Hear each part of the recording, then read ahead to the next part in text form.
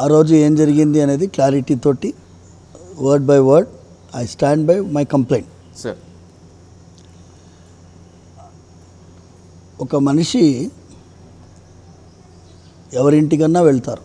ఇప్పుడు సపోజ్ మీ ఇంటికి నేను వస్తాను, సార్, నేను తలుపు తడతాను, మీరు ఆహ్వానిస్తారు, మీ ఇంటి లోపల కూర్చోబెడితే కూర్చుంటాము, లేదు బయట నిలబడి మాట్లాడతామంటే బయట నిలబడి మాట్లాడతాం.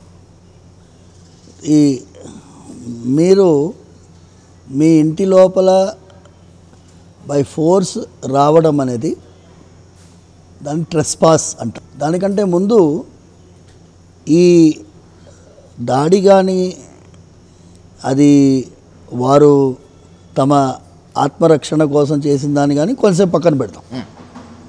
శ్రీరాముడు అరణ్యకాండలో ఒక మాట అంటాడు. సార్, సీత దగ్గర చెప్తున్నారు, సీత నేను నిన్ను వదిలేస్తా, లక్ష్మణుడిని వదిలేస్తా, కానీ బ్రాహ్మణుడి మీద దాడి చేసినవాడిని వదలను అంటాడు. ఓకే, ఎవరంటారు? సాక్షాత్తు శ్రీరాముడు అంటారు. శ్రీరాముడు అంటాడు. మరి వీడు చేసిందేంటి? చేసిందేంటి? నేను దుర్మార్గుడినే ఉండొచ్చాయా, నేను దుర్మార్గుడిని అనుకున్నాం ఒక లెవెల్కి. ఓకే, నువ్వు డెసిషన్ తీసుకోవడానికి నువ్వు జడ్జి కాదు కదా. ఈ దేశంలో nobody is a judge, there is a procedure, పద్ధతి ఉంది కదా, కాన్స్టిట్యూషనల్ ప్రొసీజర్ ఉంది కదా సార్, ప్రొసీజర్ ఉంది కదా. అవును. ఇప్పుడు నేను స్వామివారి కైంకర్యంలో ఉన్నవాడిని, నన్ను క్వాలిటీ ఉందా, క్వాలిఫికేషన్స్ ఉన్నాయా లేవా అనేది నువ్వు జడ్జి కాదు కదా. అవును, నీకు నిర్ణయాధికారం లేదు కదా. నువ్వు దారిన పోయే దానవి, నువ్వు దారిన పోయే దానయ్యవి. నీతో నేను మాట్లాడదలుచుకోలేదు, నాకు ఇష్టం లేదు, నాకు సమయం లేదు నీకు ఇవ్వడానికి. అయితే ఏం చేస్తావు నువ్వు? నాకు ఇష్టం లేదా నీతో మాట్లాడడానికి. 27 మంది నన్ను కలవాలి ఆసక్తి ఉన్నవాడైతే నువ్వు ఒక్కడివి వచ్చేది ఉండే. ఎగ్జాక్ట్లీ. నువ్వు గ్యాంగ్గా ఎందుకు వచ్చావు? ముఠా నాయకుల్లా వచ్చావు, కింద దోకేశావు, తోసావు, కింద కూర్చొని ఉన్నాను. ఇప్పుడు నేను ఏదేదో అంటున్నావు, అవన్నీ కోర్టులో చెప్పు అంతే. ఇప్పుడు నేను నీతోటి నీ నెరేటివ్ని నేను ఆర్గ్యూ చేయను. నువ్వు ఏమేమి చెప్పావో మీడియా ముఖంగా చెప్పావు, నేను దాన్ని కాంట్రడిక్ట్ చేయను, దాన్ని సమర్థించను. ఎందుకంటే నా గురించి ప్రజలకు తెలుసు, నా గురించి నా స్వామికి తెలుసు. ప్రజల ముందు నువ్వు చేసేటటువంటి బురద నా మీద చల్లేసావు బురద. నీ బురదను నేను కలుపుకోవాల్సిన అవసరం భగవంతుడు నాకు ఇస్తాడు అవకాశం. ఎక్కడిస్తాడు? కోర్ట్ ఆఫ్ లాలో. Exactly. Media has no business to do trial. అవునా కదండి? I accept sir. ఇప్పుడు మీడియాలో ఎవరైనా ఎందుకు అడగాలండి? మీరు అడిగారు క్వశ్చన్. ఆయనని నీకు మాట్లాడడానికి అవకాశం లేనప్పుడు నువ్వు ఎందుకు లోపల దూరావు? నూక్కుంటూ ఎందుకు పోయావు? నువ్వు ఎందుకు కొంటూ పోయావు? తలుపు నూక్కుంటూ పోవడానికి నీకేం అధికారం ఉన్నది? అవును. పోనీ నువ్వు ఏదో రికార్డ్ చేసావు అన్నావు, ఆ వీడియో బయట పెట్టేది ఉండే. ఇప్పుడు ఈ వీడియో పెట్టావు కదా బయట, నా మీద దాడి చేసిన వీడియో పెట్టావు, అలా కట్ చేసి డాక్టర్ చేసిన వీడియో బయట పెట్టావు. ఏదో నువ్వు చూసావు అంటున్న వీడియో దాన్ని ఎందుకు బయట పెట్టలే? సుమారు ఉదయం 7-7:30 సమయం అవుతుంది.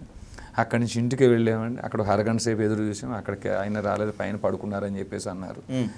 అరగంట ఆగిన తర్వాత మరి మేము 20 మంది పైన ఉన్నాం కదా, ఎంతసేపు ఎదురు చూస్తాము, ఊరికే ఆ పెద్ద ఆయన కలిసి 4 మాటలు చెప్పి వచ్చేద్దాం అన్న ఉద్దేశంతో మేము ఎదురు చూస్తూ ఒక 4 మెంబర్స్ పైకి వెళ్ళామండి.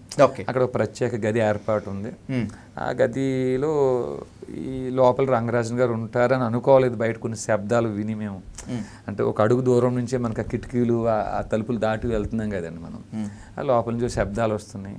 అది రంగరాజన్ గారని మేము అనుకోలేదు, ఆయన ఉంటారని అనుకోలేదు. ఏంటి ఆ శబ్దాలు? అంటే ఒక శృంగారం లోపల ఎవరో చేస్తున్నట్టు ఆ మూలుగులు అవి బయటకు వినిపిస్తున్నాయండి. Is that right? రైట్ అనే నేను చెప్తున్నాను స్వామి. ఒకటే మాట. ఎందుకంటే చాలా ఇంటర్వ్యూలో మీరు చెప్తున్నారు వీరరాఘవరెడ్డి గారు, కాండోమ్ ప్యాకెట్స్ కనిపించాయి, దాన్ని మేమే పక్కకు పెట్టాము, తోసేసాము. ఒక ఇంటర్వ్యూలో మీరు చెప్పగా విన్నారు. కాండోమ్ ప్యాకెట్స్ ఉన్న మాట వాస్తవం. ఎక్కడ చూసారు మీరు ఆ కాండోమ్ ప్యాకెట్? గది లోపలండి. గది లోపల వాడి పడేసిన కాండోమ్ ప్యాకెట్, చింపేసినవి, తర్వాత మరి మేము తలుపులు గట్టిగా బలంగా తోసినప్పుడు రంగరాజన్ గారు వస్తున్నారు, డోర్ వైపు వస్తున్నారు. ఓకే. అప్పటికి ఆయన అర్ధనగ్నంగా ఉన్నారు, 2 మహిళలు ఉన్నారు. అందులో ఒక ఆమె ఏమో పూర్తి నగ్నంగా, ఒక ఆవిడ అర్ధనగ్నంగా ఉన్నారు. ఈ డోర్ మేము తోస్తున్న శబ్దం గట్టిగా ఒక్కసారి ఇలా వచ్చేది కదా డోర్ ఎట్లానో, ఈ తోస్తున్న శబ్దంలో ఆయన విని లేచి వస్తున్నప్పుడు ఆయన కాలుకి తగిలి ఏమన్నా అక్కడ ఉండే మద్యం లాంటివి ఏమన్నా ఆ కింద తినే స్నాక్స్ లాంటివి ఒలిగిపోయి చల్లా చెదురైందో తెలియదు, అయితే అప్పటికే ఒకవేళ మద్యం మత్తులో చేశారో తెలియదు.